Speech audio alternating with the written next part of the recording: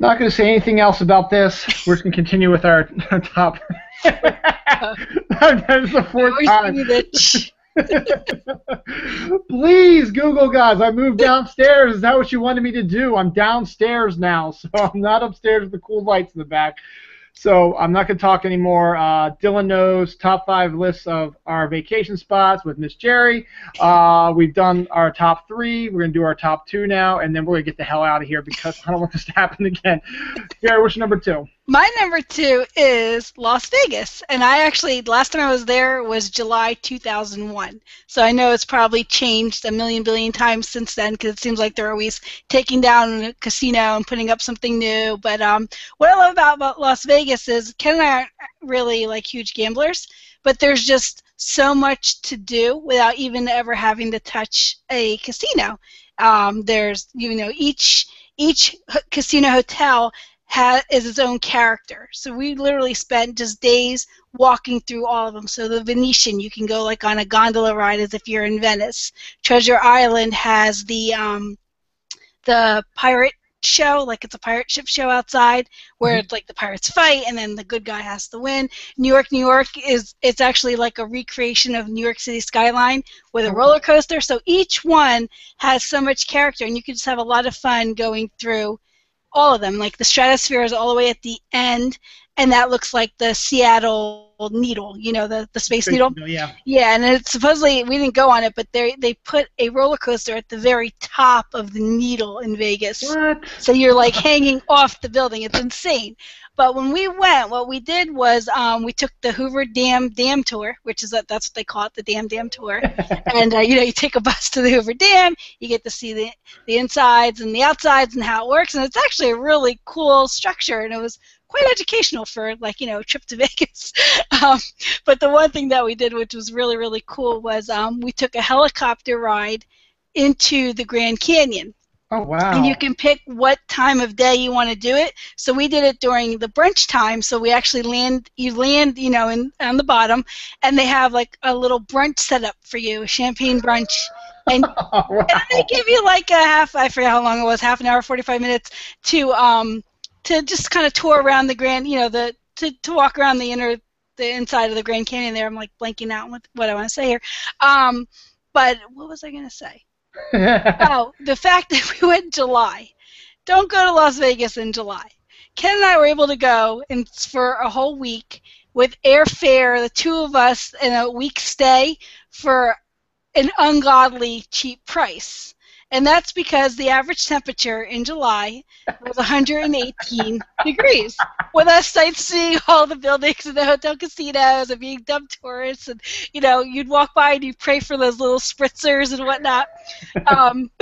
So yeah. But it's a dry heat though. That's not. Oh yeah, it's dry heat, sure. But everything was so dirt cheap. Like we really should have known better. And how we didn't die of heat stroke, I don't know. But funny story about when we were in the Grand Canyon. I had to go to the bathroom. So I asked the helicopter pilot, I'm like, I have to pee. I'm like, where do I go? He's like, it's the Grand Canyon. Take your pick. So he said to Ken, come with me and stand guard. And I found like a little hillish type area to go. And I was wearing overalls. Oh, no. And I undid them, I did what I had to do. And as I'm putting that back on, I'm like, oh, look, a cactus. But I got too close, and Ken had been facing, like he had his back toward me, doing like a panoramic scene. And when you watch the video, you can hear me in the background go, "Oh, a cactus! Oh, a cactus!" And I had gotten stuck.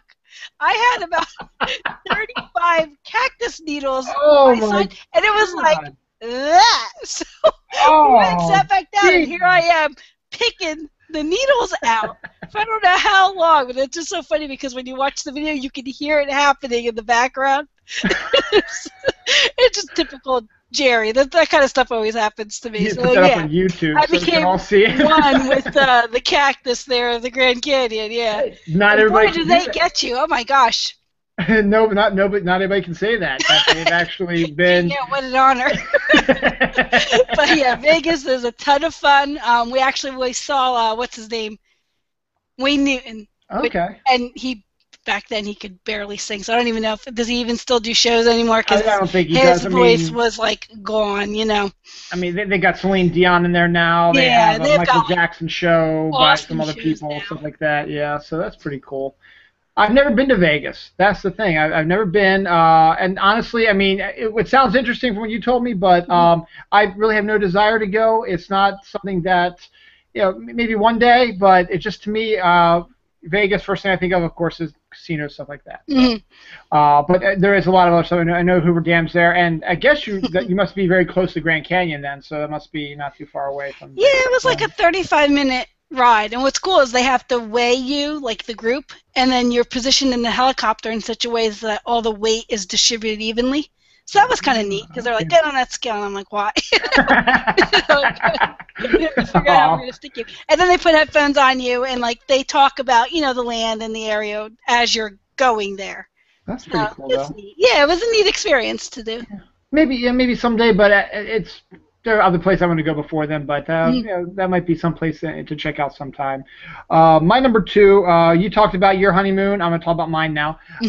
My honeymoon was in San Francisco. Oh, awesome. And if you ever need to go to San Francisco, the best time to go is in October, which is when we went because we were there 5 days, and the temperature was, I'm not making this up, 72 degrees every day. Nice. No clouds in the sky, sunny blue skies every single day. It was absolutely gorgeous. And yeah, granted, it could be the whole honeymoon thing, but that was probably one of the best vacations I ever took.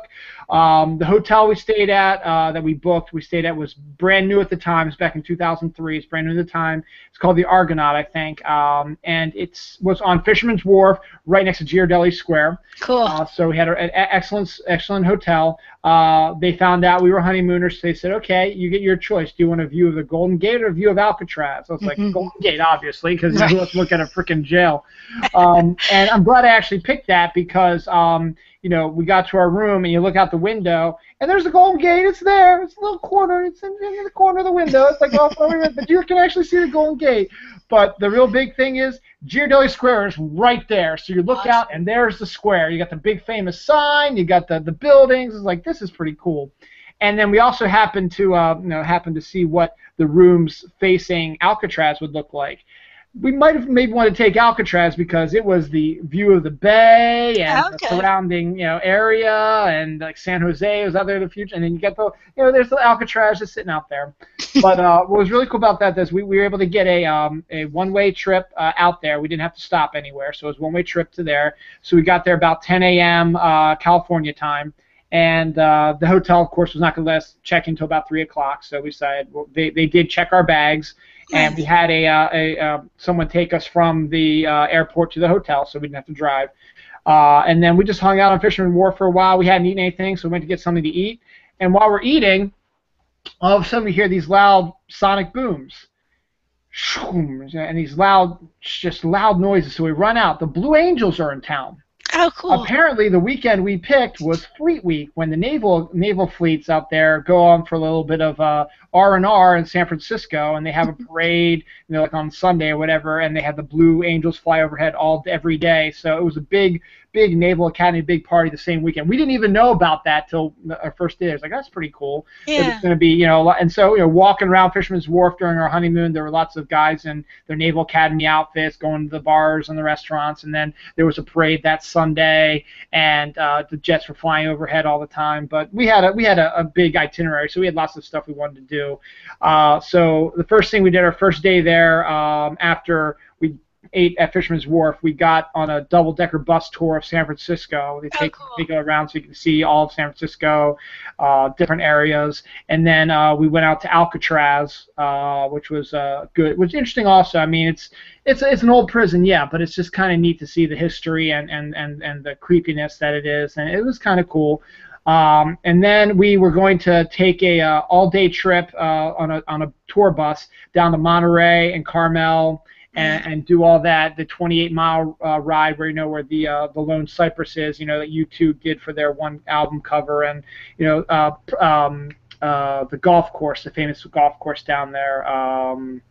I can't remember what it's called top of my head, but there's a famous golf course where it ends up down there, and one of the PGA tournaments goes there. So it was just a big tour of that. So we did that, and that was a fun bus trip. And then that was on a Saturday, and then that Sunday we had no plans because we wanted to rest a little bit. So what's great about Sunday is Dawn likes football, and I like football. And being out in California, where it's a 3-hour difference, you can wake up at 10 a.m. and your 1 o'clock games have started. So Dawn and I sat in our pajamas just watching football, for the first couple few hours, and it was like, okay, time to get up and get moving. And then the parade was going to be that day, and the parade was right past our hotel, so we just went up to Ghirardelli Square and hung out up there, and then we saw the parade, which is kind of cool. And then we went back into our hotel room. We saw the 4 o'clock games, which at that time was 1 o'clock our time. So we got to see that, and then we did just piddle around, Ghirardelli Square. We walked around the Fisherman's Wharf some more and got to see the I guess it's the walruses or the those guys all hanging out on the pier. Was kind of cool. And then we went to dinner, and when we were having dinner, the 8 o'clock Sunday night game was on, so 6 o'clock for us. So it was all about football. So it was all about football that Sunday. But that was kind of nice because it was a nice. We've been constantly moving since we gotten there, and seeing all kind of stuff. So we just wanted to have a nice little quiet time. And you mentioned Finding Nemo. That was the first time I ever saw it. We had it in our room. We could rent the video, so we saw that. And that was good. And then that Monday was our last day there. And we were no, it wasn't. Tuesday was. Monday was our winery trip. So we took a winery trip out to Napa and Sonoma and went to visit 3 wineries. That was cool. And then that Tuesday we just went down the crooked street and did some more sightseeing. Lombardi, yeah. And some friends of ours had gotten married the weekend after us, and they started their honeymoon someplace else, but they were going to end up in San Francisco, so they were entering San Francisco while we were getting ready to leave. So we got to hang out with them for a while because we took a red eye from San Francisco back to Baltimore. So, all in all, we had like 4 or 5 full days there, but San Francisco is gorgeous. It's a gorgeous city. As I said, October is probably the best time to go. The temperature is very temperate, 72 degrees, sunny, cool, blue skies. Fisherman's Wharf is infinitely interesting. All kinds of cool stuff down there, stores, restaurants, stuff like that. And there's lots of stuff to do. Napa and Sonoma is not that far away. San Francisco itself, you got to take one of the tours, so you get to see all of San Francisco that way without having to drive yourself, because it's a hard city to drive around it. It's crazy streets and stuff like that. And Alcatraz is always interesting as well. But we did the Golden Gate. We drove across the Golden Gate, took some pictures of the Golden Gate, stuff like that. But San Francisco, all in all, was, if you go at the right time, is a really gorgeous city.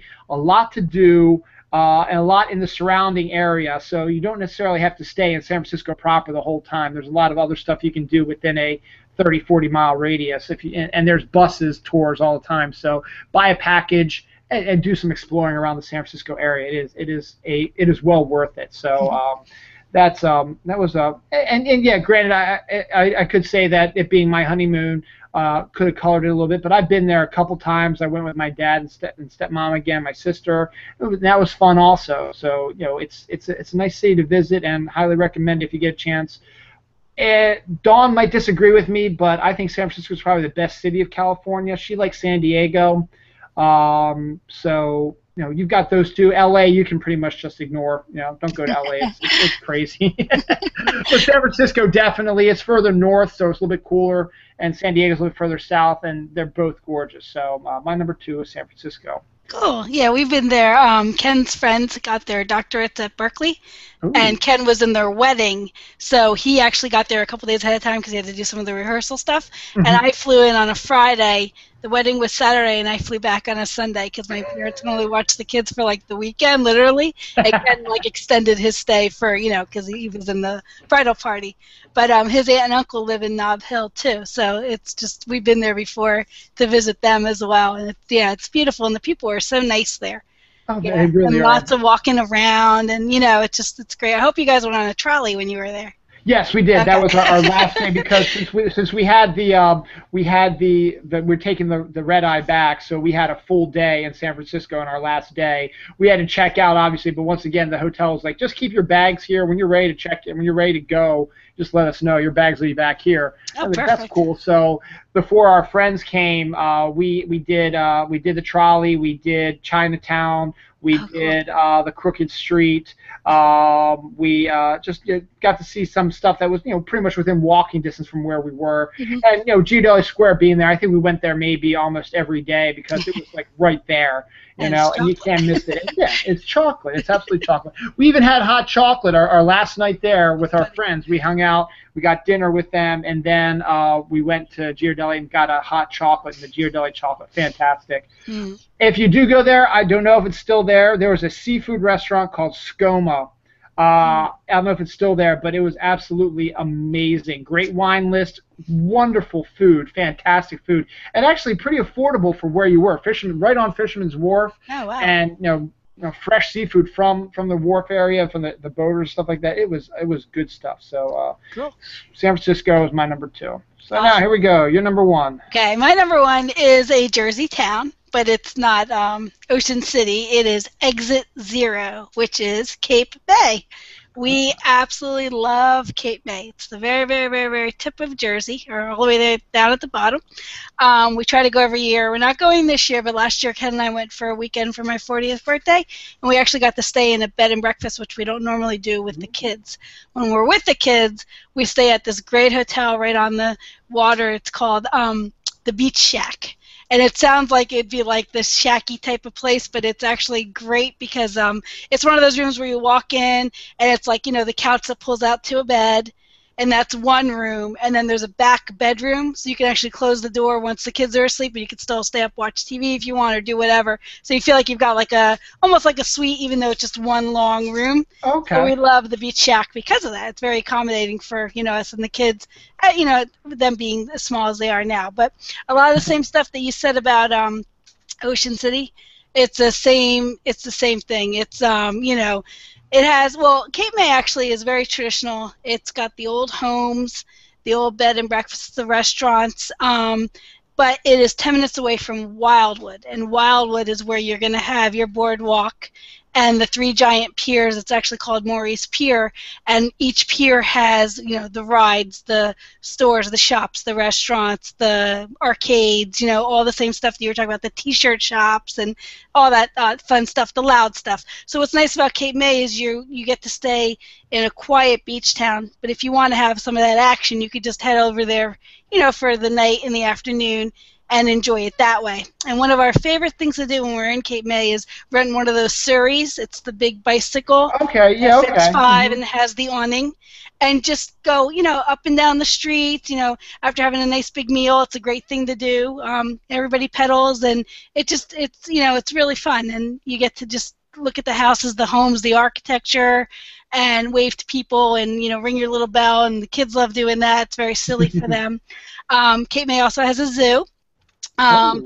Probably not as big as the one you were describing to me earlier before we started, but lots of animals there. So when it's like sort of a rainy day, or maybe it's a little too cool to hit the beach, it's you can hop in the car and it's a couple miles down the street. You can go check out the zoo. And then in Wildwood, one of our favorite things to do when we're there is there's a restaurant called Dilly's, and they serve all kinds of ice cream, but they're in fish bowls. So what we do is we don't eat dinner, and we make that dinner and dessert and everything, and just share these big giant fish bowls of all kinds of nonsense and combinations of ice cream. It's like our favorite thing. So one night, whenever we go, it's always dinner at Dilly's or dessert at Dilly's. But yeah, we absolutely love Cape May. For us to get there, it takes about 3 hours. So when we go, we try to stay like, a minimum of 4 days up to a week, especially with the kids and everything. They just have to pack and, or just everything that comes along with, bringing your kids anywhere. But yeah, we love it. Once you get there and the salt air, you sort of like just start to relax physically, mentally. It's like you don't even feel like you're in New Jersey anymore, and it's right there. And they also have the Cape May Lighthouse is a famous lighthouse. It's a really pretty lighthouse to go and see. Oh, and then one last thing is one side's the ocean, the other side is the bay. So every night people will get to the bay ahead of time, right before the sunset, and they do a big ceremony and they honor the vets, and then the sun sets and you watch this gorgeous, beautiful sunset off the bay. And it's like a big to-do now. So it's like you almost have to get there an hour ahead of time just to find parking, like down the street, to walk back up and then find your spot on the bay with a blanket. But it's a really fun thing to do as well. Yeah, so we love Cape May. Cape May sounds absolutely wonderful. I've never actually been there before, but it's got those qualities that I love. Mm-hmm. You know, just the feeling that you're in a completely different place, just totally transported to some place, you know, that is like no place. I mean, you're just relaxed, you're comfortable, a lot of fun stuff to do. And, you know, if you want to go for the slower side, you say just hang out in Cape May, but if you want to do a little bit more of the crazy wild stuff, head over to Wildwood. Mm-hmm. That actually sounds heavenly to me, and I guess that's something we should probably check out eventually also, because that does sound really good. And Dilly's, of course, sounds great. Yes, gotta love ice cream. Big bowls of ice cream. Oh, wait, actually, Dilly's or Duffy's. I might even be calling it the wrong name. I'll reconfirm that and send it to you. I like Dilly's. I may have just plugged the wrong restaurant. It begins with a D, and the kids get served their meals on Frisbees. And we have Frisbees laying around. I really should know what the place is called. Sorry about that. No, it's okay. But I can understand that the bed and breakfast thing is actually a great idea. I've been trying, God knows I've been trying for years to try to set a weekend aside for Dawn and I to go to some of the bed and breakfasts down in Virginia, which is a little bit further down to our south. And, you know, we stop every time we go to the Outer Banks, or this year we went to Virginia Beach, we stop at this place. I forget the name of the town now, but it's a guest services type place. They've got all kinds of, you know, a bathroom and some, you know, place to hang out and eat lunch if you need to, and then they've got all these brochures and stuff for stuff in Virginia and the area. And they have every year they update the 2014, you know, bed and breakfast guide, and they have every bed and breakfast listed in Virginia. Oh, cool. And you know what the amenities are and how much stuff is. So I always continue to peruse that. And one of these years, Dawn and I will go down there for a long weekend sometime, just don't know when. But bed and breakfasts are fascinating. Ocean City, New Jersey has some also. Okay. But once again, you've got but it's all within the same area. So you've got the boardwalk area, and you go about a mile out, and then you've got these old style homes like you were mentioning in Cape May. Probably the thing is though, since it is in Ocean City proper, it's probably not as like transportable, as quiet as, you know. Mm-hmm. It's like, okay, here's the suburb of Ocean City, you know, okay, you can still see the lights, you can hear the noise of the roller coasters and the people screaming and stuff like that. But here's an old style house for you. So, but yeah, Cape May just sounds actually heavenly. It sounds actually a lot like Cape Cod to me, which is someplace that I've gone also, which has sort of that same feel where, you know, it's just it can transport you like into a total bliss relaxation period, and you gotta love that. I'm cheating a little bit since this is my show. I can cheat a little bit. My number one is a combo of 3 places, and I'm just going to hit them real quick. But they're all within the same. Oh, okay. Within about like a 30-mile radius. They're all like, it's like boom, boom, boom, boom, boom. It's Jackson Hole, Wyoming, Grand Teton National Park, and Yellowstone National Park. Okay. Now, have you ever been out to any of those? No. Jackson Hole is actually it's technically Jackson, Wyoming, but everyone calls it Jackson Hole because that's the name of some of the famous places around there, okay. or the county or something like that. But everybody calls it Jackson Hole. But Jackson Hole is a typical like ski resort, not really like ski resort town, but it's got old style, you know, mountain town. You know, you've got you know, old style like cowboy clothing stores and nice restaurants and like one-floor hotels, you know. There's no like multiple floor ones. It's like a spread out over like a block, and you've just got, you know, 20 rooms that you can go into. And it's all, you know, just this all little Main Street area. There's a skiing mountain right there at the foot of Jackson, and it also has the world's biggest arch of elk antlers. Because elk antlers, you know what happens? Their antlers, they come off, you know, they like outgrow, it's like baby teeth almost, and they shed them, and their new ones come out. So somebody a long time ago decided to start collecting them, and they've made this huge arch just of all these true elk antlers that enters into this little park area where you can hang out, and there's like a bandstand where concerts are and stuff like that. So Jackson Hole is a really nice little town just to hang out in, and a good place to start your adventure, because then you've got Grand Teton, which is a massive national park, which is like maybe 15 minutes away from Jackson Hole. And then after Grand Teton, Grand Teton melts into Yellowstone, and there might be like a little gap of maybe once again like a 10 or 15-minute drive between the areas, but then you've got these two massive national parks right next to each other within this period. So, and they're both different. Grand Teton has more of a exploratory, more mountainy lake type of area where you can do more mountain climbing, like not like climbing mountains like you do like Everest, where they actually have paths you can get up to the taller mountains where, beaten path, you can just walk up there, you can drive a car up there, and you get beautiful overlooks of the Wyoming and the Wyoming countryside and stuff like that. And Jackson Hole would be a perfect place to stay if you want to go to Grand Teton. So it's, as I said, it's only about 15 minutes away. So you get a hotel room in Jackson Hole, you drive up to Grand Teton, you spend all day at Grand Teton, you drive back down to Jackson Hole, have dinner, and spend the night there. But you've got a nice lake, a little boat trip you can go out. There's lots of wildlife, lots of plants and flowers. If you ever type into Google Images and you type in Grand Teton, you'll see these gorgeous sights. I mean, big mountains, wildflowers, lakes, streams, rivers, waterfalls, trails you can go on, animals. They've got moose, they've got deer, they've got mountain goats, they've got some bears. We didn't see any of the bears. The bears are more confined to Yellowstone, but there's supposedly some there. And it's birds, so it's not quite as crazy busy as Yellowstone is, because Yellowstone's fairly famous. Okay. Where Grand Teton is just sort of is there, but it's on your way to Yellowstone, so why not stop at Grand Teton for a little while? It's just as gorgeous as Yellowstone is, and it's not quite as crazy busy and not as insane as Yellowstone is. But Yellowstone, though, is insane in a good way, because there are so many cool things to see at Yellowstone, because not only do they have the same things Grand Teton has, trails, stuff you can climb mountains, they have a giant lake,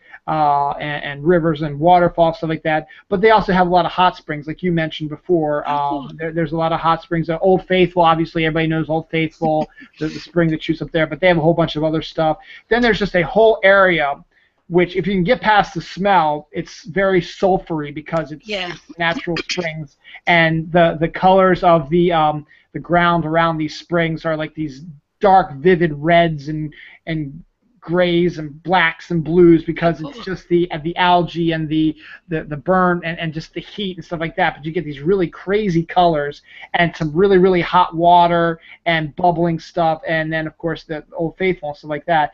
And then you get into the park proper, and you've got the buffaloes just wandering everywhere. It's so great. There's like one main road through all of Yellowstone, and if there's a buffalo crossing the road, you have to stop. And he might just stand there and say, you know what, I'm just going to stand here for like 10 minutes and just sit there and just stand, and he'll block the entire road and just sit there, and there's nothing you can do about it. I mean, you come out, you take your picture like that, but eventually, come on, man, I want to get moving. But he's just like, I don't care. This is my home. This is my home. I'll do whatever I want to do.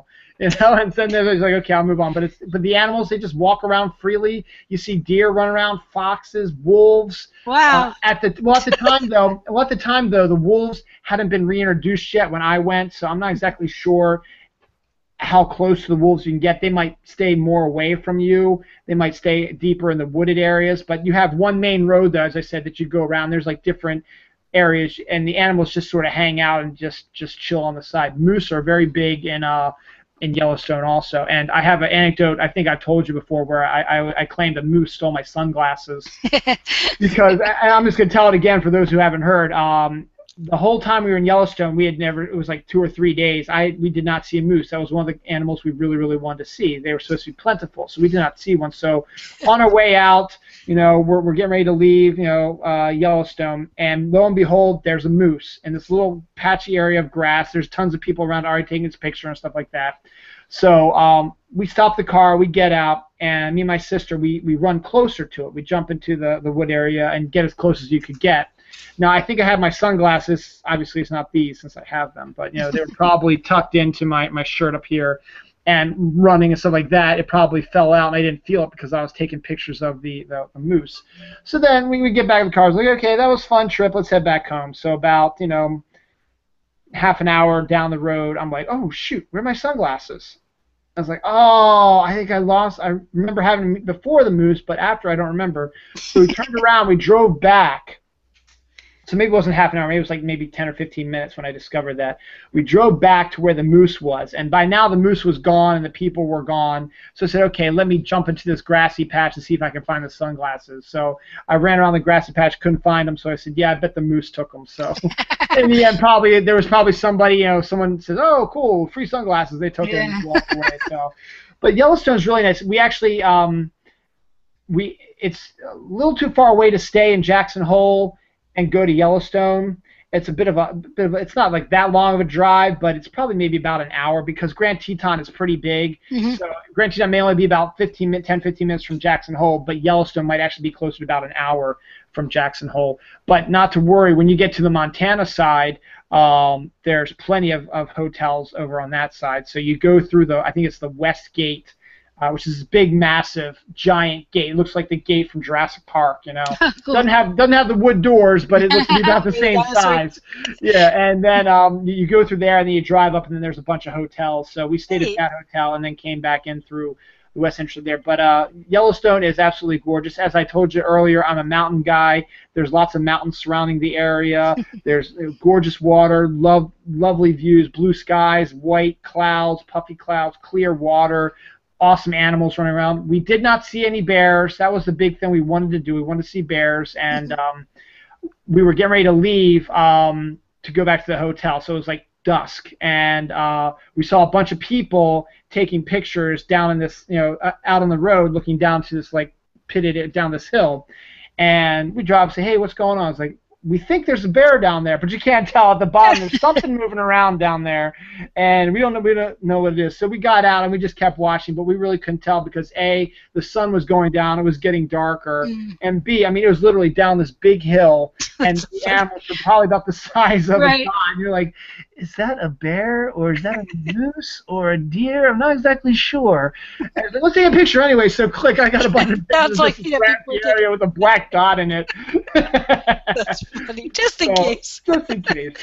But what's neat is my dad and my second stepmom, they went back to Yellowstone a couple years ago, and they actually stayed like on these cabins that were on the property itself. And my dad's a jogger, so he was out running one morning. So he was coming back to his log cabin, and he stopped. There was a bear eating out of the trash can behind the log cabin. Oh, my God. So he's like, oh, I'm not going to go any closer, so I'm just going to sit here and watch. Now, my stepmom is inside the place. She sees him, and she's looking through the glass, and she's like, I'm going to maybe stay far away. I'll still watch him, but I'm going to try to stay so he can't see me. Oh, my gosh. So he was trapped in the house for a little while. My dad was trapped outside while this bear was just sort of hanging around the garbage, eating out the garbage. Eventually, he moved on and walked in. My dad was able to go in, but oh my gosh, so they got to see a bear up nice and close. If you get a chance, it's that whole trifecta, Jackson Hole, Grand Teton, and Yellowstone are a really wonderful place to go. It's, as I said, absolutely gorgeous, beautiful. And a lot of neat and a lot of fun trying to find all the animals, and just one of the fun things is you make yourself a little checklist and say, okay, I need to find elk, deer, mountain goats, bald eagle. We saw some bald eagles down there, so that's cool. So that's my number one. That does sound really nice. It does. And you know what? Since we seem to be doing okay right now, why don't we just run our 5 places we want to go to real quick, and then we'll end this. So we'll just do a quick back and forth, and maybe a little mention about maybe why you want to go. So you're number 5. Okay. In no particular order. Yeah. I've always wanted to go to Paris, just 'cause the art museums, the bread, the cheese, the architecture, everything about it. It's my dream to go there. I haven't been there yet. I don't know if we'll ever get there, but that's on my list. Actually, why don't you just go ahead and read all yours then, and then I'll read mine. So Okay. London. I'd love to just go experience London. Have a beer in a pub. Canada, which is funny. I've never been to Canada.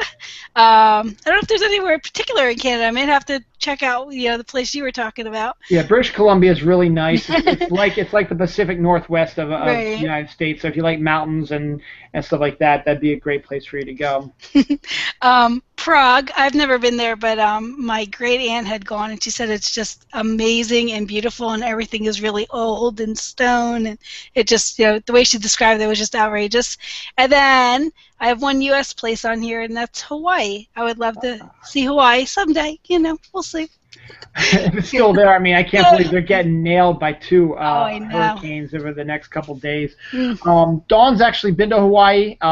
She actually was there when she was pregnant with Noah early on. So her mom travels for work. Her mom, my mother-in-law, I swear, I think has been to all 50 states. Because it was her job for a while that she'd have to go to the capitals of all the states and help set up computer systems or whatever. Oh, wow. So she would say, yeah, I was in Michigan, I was in Detroit just the other day, and then I was out in Fargo the other day, and then I went to Anchorage, Alaska, and then I went out to Hawaii down there. I've been to California multiple times. I've been down to Florida, Texas, Louisiana. That's a cool job. She's been all over.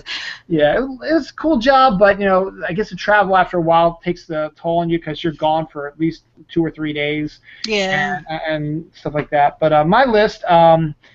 Australia, which you already talked about, and we talked about that a little bit in the first part of our show. Yeah, part one. Part one. Australia / New Zealand. I'd like to experience both. Australia just has always been, as I said, fascinating down the southern hemisphere.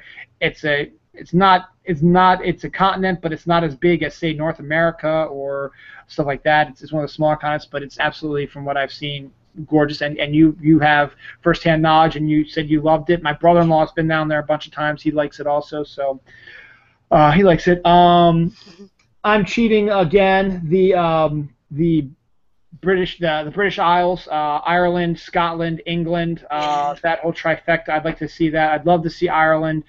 We actually do have some family in Scotland.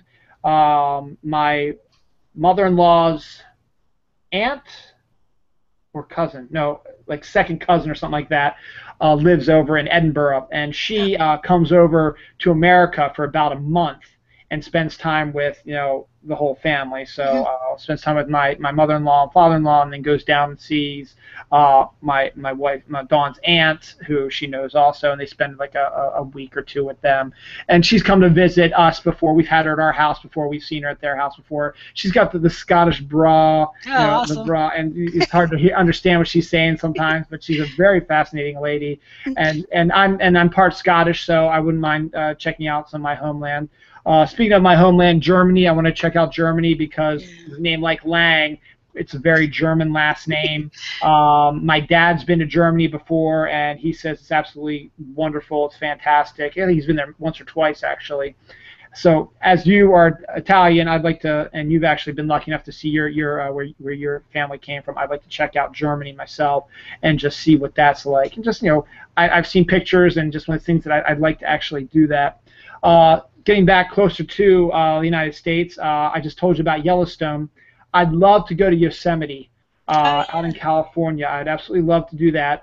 My boss at work is contemplating taking his family out there next year, so I have to say I was kind of jealous that's what they're planning on doing, because Yosemite, from what I've seen and heard, is absolutely stunning. Yeah. And it's connected to the redwoods, so you have Yosemite and then you've got redwood forest right there, so you can get like a two for one right there. And it's actually close to San Francisco. Well, not close, it's closer to San Francisco because it's Northern California also, so I'd like to check out Yosemite. And then the last place I'd like to check out is I'd like to go to Alaska. Oh, yeah. Maybe not during the winter so much because it is bitter cold, but during the summer, and for a couple reasons. One, Mountains, lots of mountains again. I'm a mountain guy. There's lots of mountains up there. Two, when I worked for Diamond Comics as a customer service rep, I had the state of Alaska as my customer base. So I got to hang out and talk to some cool people from Alaska. Oh, neat. And just my mother-in-law, who I just told you about, she's been to Alaska like 3 or 4 times. She even got to fly in an airplane over the Arctic Circle. Oh, cool. It's during the summer, but she actually literally got to fly. The pilot's like, okay, you're flying now, and just said, you just do this, and you just steady it, and then if something goes wrong, he could hop on and grab it. But she was flying it. But what's fascinating to me most about that is 2 things about Alaska. One is the Northern Lights. That's the one thing that I need to see before I die. It's on my bucket list, as it were. I need to see the Aurora Borealis in their actual natural. I mean, we sometimes supposedly get them down here, but it's very rare. It's very hard to see. Mm-hmm. But just to see them up in Alaska and just seeing the pictures I see of them, I absolutely just want to see that just once live and in person in real life. And second, going during the summer, would love to experience 24-hour sunlight.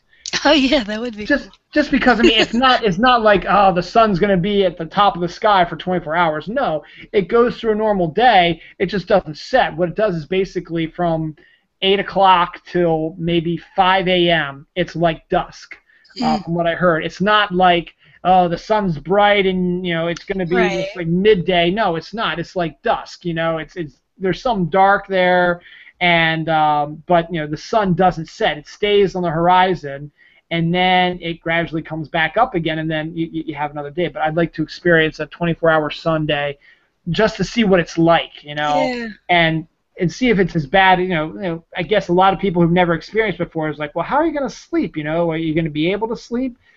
I'm sure you'd be able to, and I'm sure the Alaskans are used to it, because then the second half of the year they get 24-hour darkness, which I don't even want to. Yeah. That would really stink.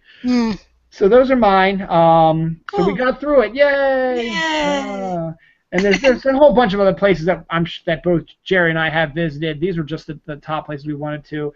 If just go out there and just explore. It's a whole big world out there. There's a lot of neat places out there. So just go explore. That's the main thing. So I think we're going to end this finally after 4 tries. And finally, maybe I should have just done it from downstairs the whole day. Maybe it would have been better. But maybe your signal's better down there. That's odd. It is really odd, because we've been on now for about 40 minutes now. So that's the longest I think we've done it. So we persevered. Is that the word?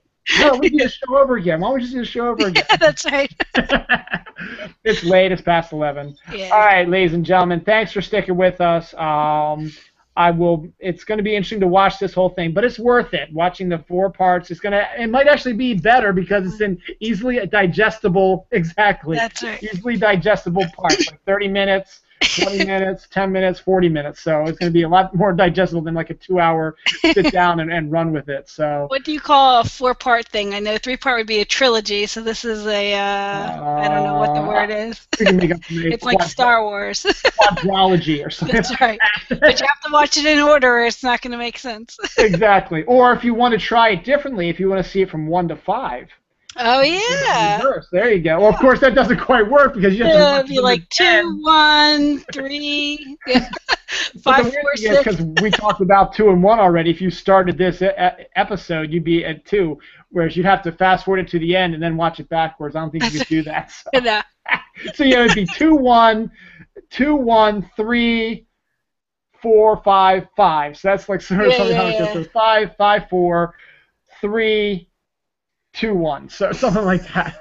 Yeah. It's worth it. It is. Trust me, it is worth it. Plus, you get to see me flustered while I'm still trying. I'm here. I'm on my phone. I'm trying to say Twitter. It's like, Jerry, I'm trying to get you back on. Really, I am. Like that. And then while I'm doing this, like, well, this is what my number 4 is. I went to this place, and oh, Jerry, what's going on? I can't get you. And I'm just sitting here looking at a blank screen. But definitely, click out. But definitely fun. So we're gonna shut this down now. Next time, September is going to be my year of knowledge. My plan is to do 2 episodes of all my shows. I've already talked to Jerry. I think we've got our next episode planned. It's going to be Yeah. a regular, the second Sunday of September. We're going to do the top 10 Pixar movies of all time. It should be interesting. I thought of it because I was watching a Pixar movie the other day, and it was one I hadn't seen too often. I think I saw it once or twice, and I just realized how excellent it actually was. Yeah. And then I started thinking about all the other Pixar movies I've seen. I was like, this new one I just saw is been moved up in front of the other ones I've watched over and over again. So, we'll see. We'll talk about that one in September. Keep an eye on my Twitter feed. I will let you know what's going on, and then Jerry and I will sit down and we'll discuss what our second one is. If we're going to do a second one, doesn't necessarily have to be a list show. Might be doing something different. We'll see. Jerry was, I think you were my second episode when I started this series. You were my second episode I did. So that's right. We did the fall. Yeah, fall and TV. That was my gosh, yeah. Almost a year ago, absolutely. It's a year, I know. That's insane. Wow. So come back September, Year of Knowledge. Jerry and I'll be back. Top 10 Pixar movies in September. Hopefully, it won't be in 10 parts. Yeah. One long, maybe 2-hour frame, and that'll be good. But this is the first time this has happened to us. We've always been good. Yeah. Oh well. It could also be that it was a Friday night, or Saturday night. God, I wish it was Friday night because tomorrow's Sunday, and then we got to go to work on Monday. We've blabbered on. I blabbered on enough. So good night, everybody. Thanks for sticking with us, and have fun watching the show, and see if you can follow it. Bye. Thank you.